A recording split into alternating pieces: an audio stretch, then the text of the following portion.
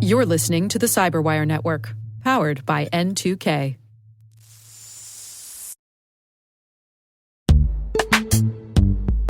This episode is brought to you by Palo Alto Networks, the leader in cybersecurity.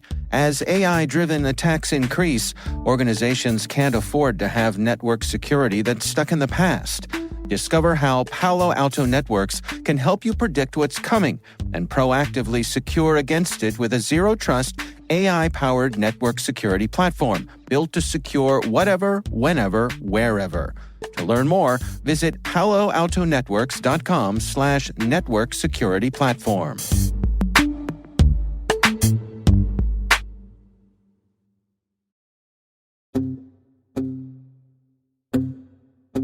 Hi, I am Jennifer Reed, and I am a Principal Solutions Architect at Amazon Web Services.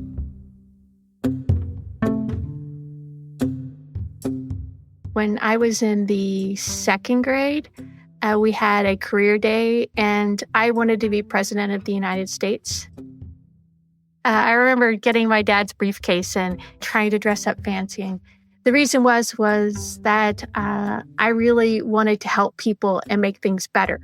So later I found out that isn't always what the president gets to do. It's much more complicated than that. And then from that, when I went out of high school, I actually joined the Marine Corps, which kind of helps people to protect the country. And with that, I learned how to program and got my first exposure to security. A couple weeks after I graduated high school, went right into Marine Corps training at Parris Island.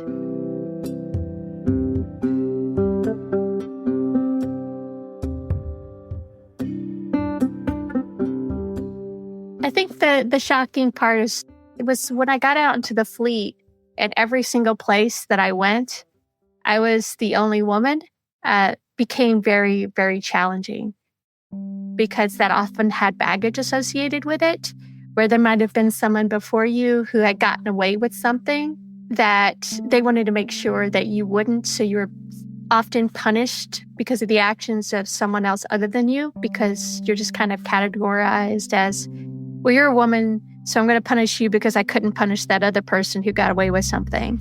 So that was a little challenging.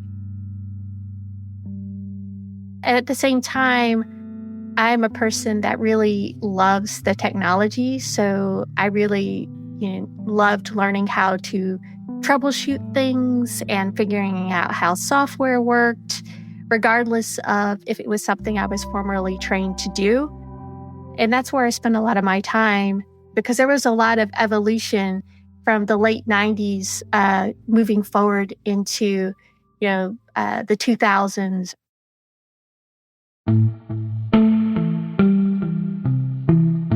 When I was in the Marine Corps, when I went to the Marine Corps Imagery Support Unit, I had a great CO, and he gave me unreasonable tasks, according to my gunnery sergeant, to actually learn how to fix something that I had no training to do. Then if I figured it out, then he would send me to training. And so he sent me to do network security training, Cisco training, at that time, Sun Microsystems training, Java training, SQL training, all of it. And so when I was getting out in 2000, that was a perfect time to actually leverage those skills outside of the Marine Corps.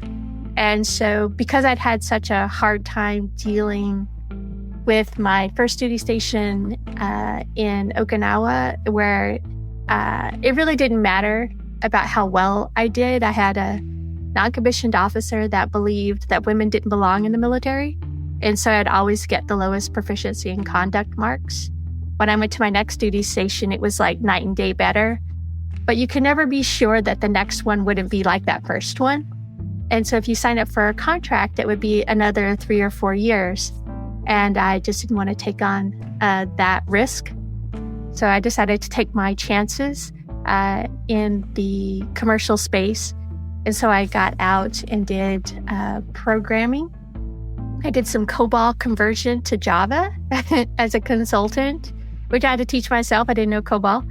And then around the time the dot-com bubble burst right before, I actually started working in the financial services industry doing systems engineering, which was great fun. So we got to play around with technology that a lot of ISVs and startups were pitching to a lot of the brokers, and we get to see how it broke, as well as if it's something we wanted to use. So that was very interesting, and learning how to secure those environments, but also learning how to performance test and seeing how we could make something fail.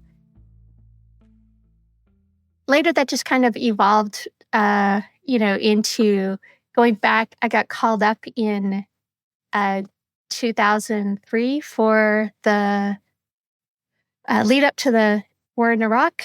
And so I got called back up, a little interruption in the career path, to report to active duty again for the liberation and enduring freedom.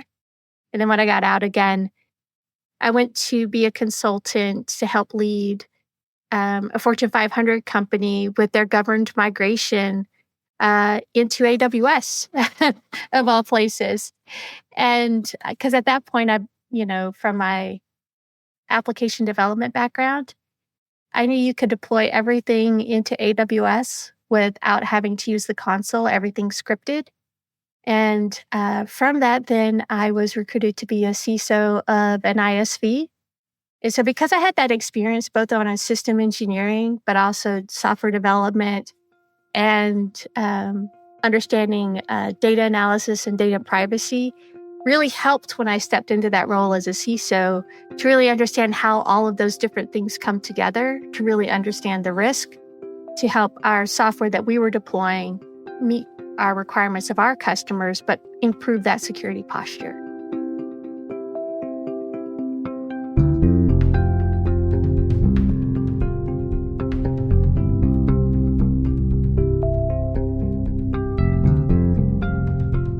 When I was a CISO, I was speaking with a group, and what I tried to get across to them was, don't do it because it's your job to protect the company's IP or to reduce the number of vulnerabilities.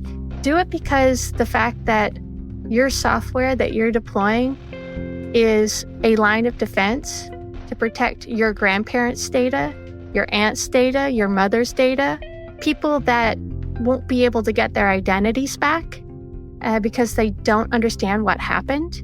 So whether you're developing networks software, whether you're developing application software, whether you're developing something that might be a video telco type of software, each of those could be a part of a supply chain. You could actually protect people better as just an AppSec team member, helping protecting people's data than sometimes a policymaker might be able to do in a government role.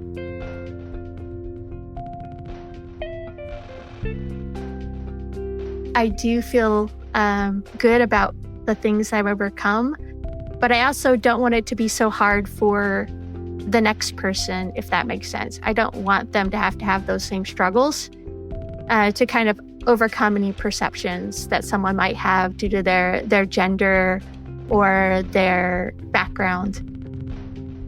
What we can do to really help people not face those kind of barriers, I think, is incumbent upon us all.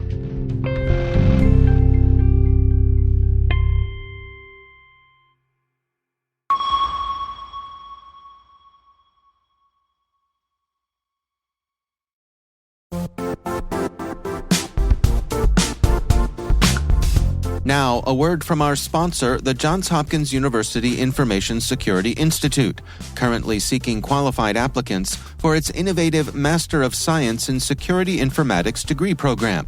Study alongside world-class interdisciplinary experts and gain unparalleled educational, research, and professional experience in information security and assurance. Interested U.S. citizens should consider the National Science Foundation's CyberCore Scholarship for Service program, which covers tuition and a $6,000 annual professional development allowance. as well as providing a $37,000 additional annual stipend. Apply for the scholarship and the fall semester by March 1st. Learn more at cs.jhu.edu/MSSI.